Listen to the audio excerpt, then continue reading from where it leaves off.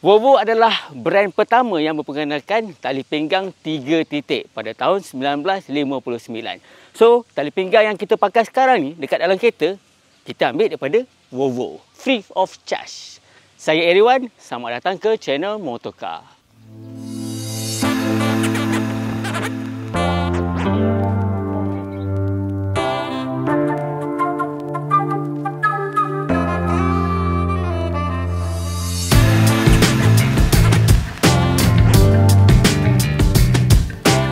Volvo ni memang terkenal dengan safety. Tidak kisahlah sama ada model sedan, model estate, model SUV. Memang semua kenderaan daripada Volvo ni mementingkan ciri keselamatan. Apa yang korang nampak ini adalah Volvo XC90 T8 Plug-in Hybrid tahun 2025.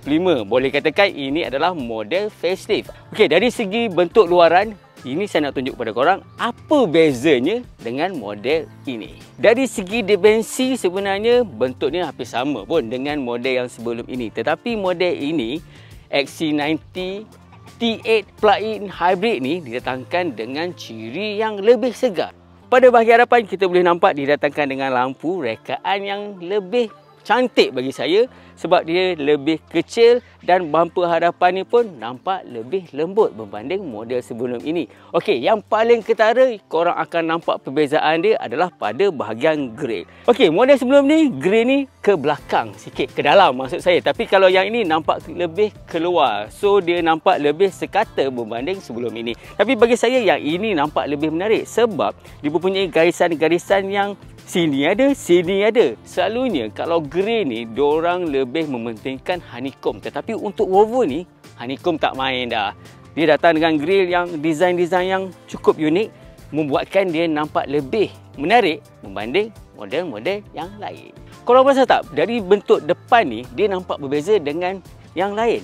Untuk model ni didatangkan dengan lebih banyak lagi lubang angin untuk memberi kesejukan dalam bahagian enjin. Kat sini pun ada lubang angin, kat sini pun ada lubang angin, kat ujung sana pun ada lubang angin. So bagi aku, ini adalah kenderaan yang banyak lubang angin berbanding model sebelum ni. Sebenarnya lubang angin ni bagus untuk sejukkan enjin selain aerodinamik.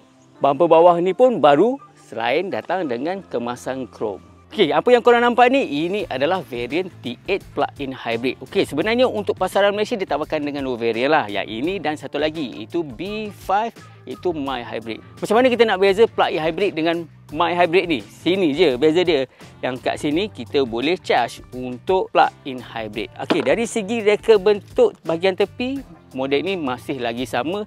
Didatangkan dengan reka bentuk yang bold, yang kita memang kenal. Kalau kita pada jauh pun kita dah tahu ini adalah sebuah SUV. Sama ada kita nak tahu reka bentuk macam crossover yang agak pelik ataupun reka bentuk yang fastback tu tak. Yang ini adalah betul-betul konvensional sebuah SUV yang kita nampak tu. Oh, ini SUV, bukan lagi crossover tak.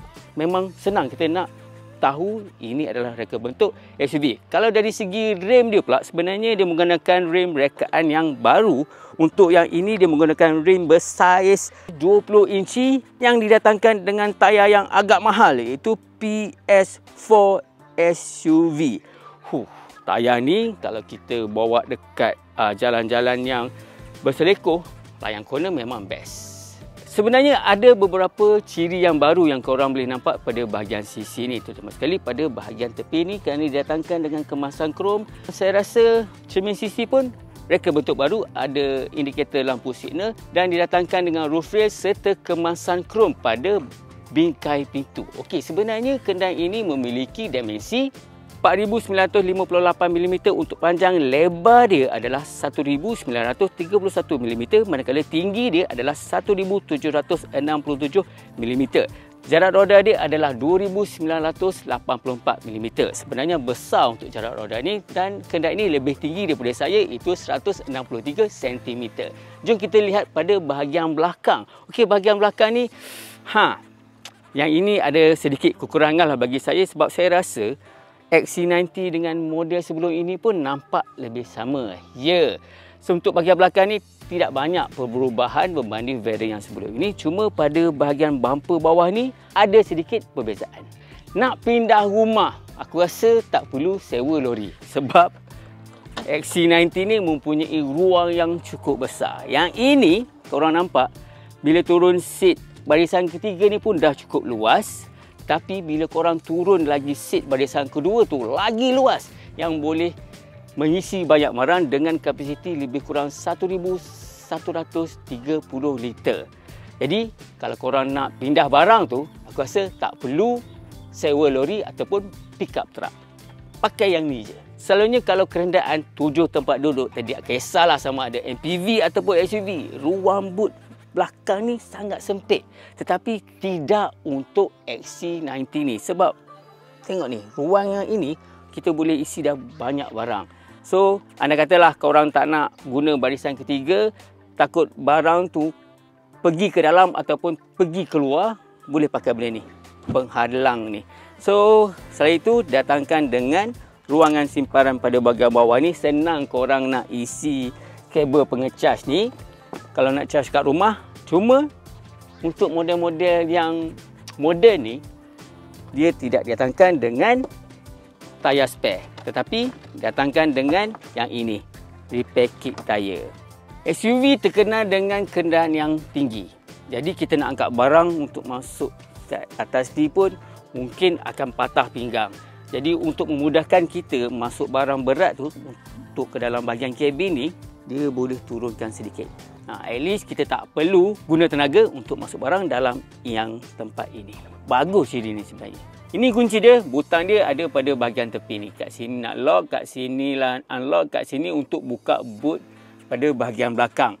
Okey, nak senang kita letak kat sini sebab bahagian sini didatangkan dengan banyak ruang kompartmen, 2 cup holder dan kat sini mempunyai ruangan simpanan yang agak dalam lagi dan mempunyai 2 slot USB dan juga ada soket 12 volt. Okey, so barulah kita bercerita tentang ruang kabin ini. Sudah pasti kalau kenderaan-kenderaan Volvo ni didatangkan dengan ciri-ciri yang premium. Papan pemuka, ada material lembut, ada kain dan ada juga ni material daripada kayu. So cukup kombinasi dia, memang 3. Bagi saya agak terkejut lah, selalunya datang dengan material lembut ataupun kayu. Kali ini 3. Kulit, kain dan juga kayu. Okey, dari segi bahagian tengah ni, sebenarnya untuk skrin infotainment ni dia bersaiz lebih besar berbanding yang sebelum ini. Yang ini bersaiz 11.2 inci, manakala untuk meters cluster ni pun datang dengan semua digital TFT yang cukup menarik, bersaiz 12.3 inci. So bagi saya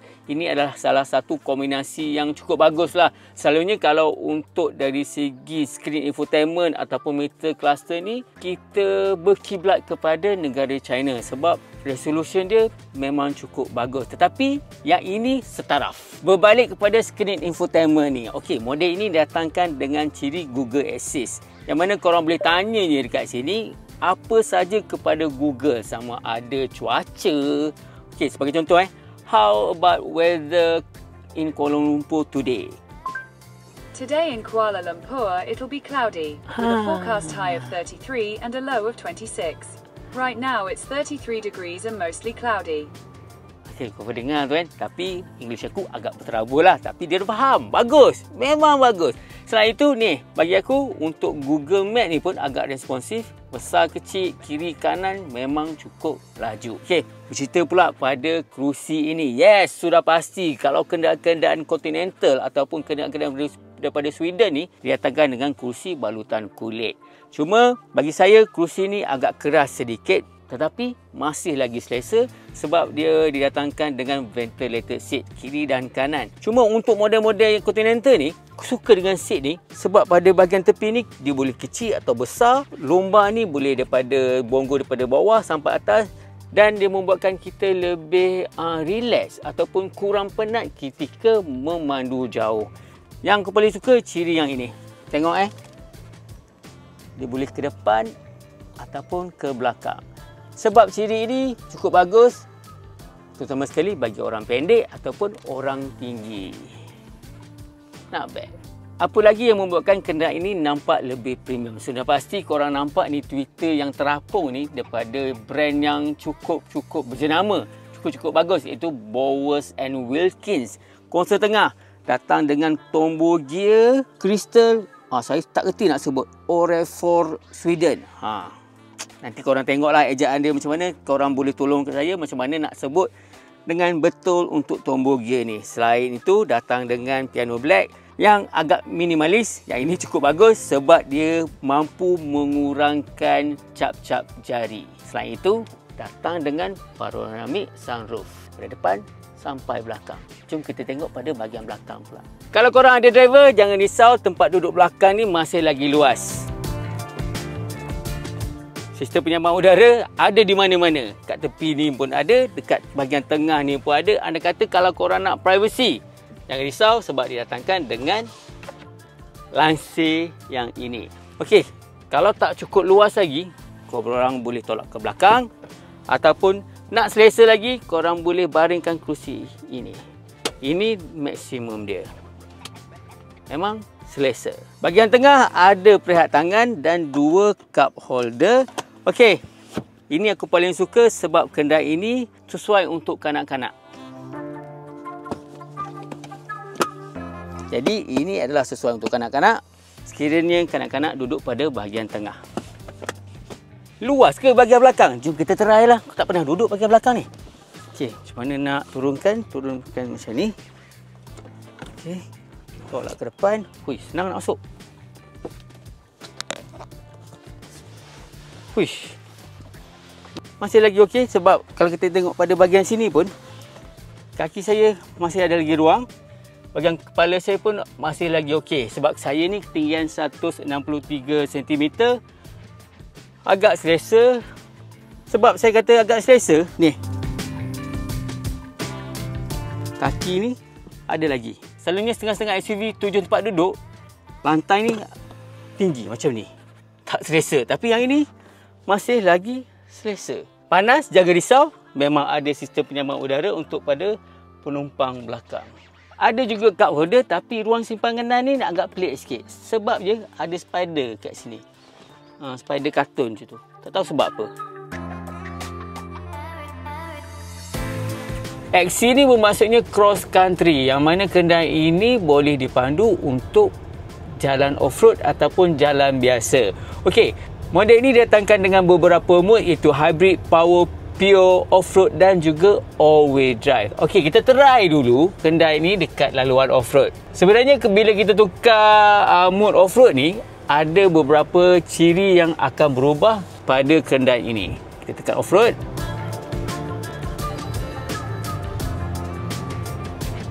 Okey, bila kita tukar mode off-road, first korang kena tahu kenderaan ni akan lebih tinggi.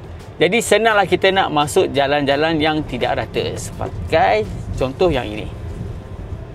Tapi off-road dia lebih kepada off-road yang tak hardcore. Kalau yang hardcore tu rasa untuk SUV XC90 ni memang tidak sesuai lah. Kalau nak hardcore tu memang kena tukar totally 4x4 yang lain.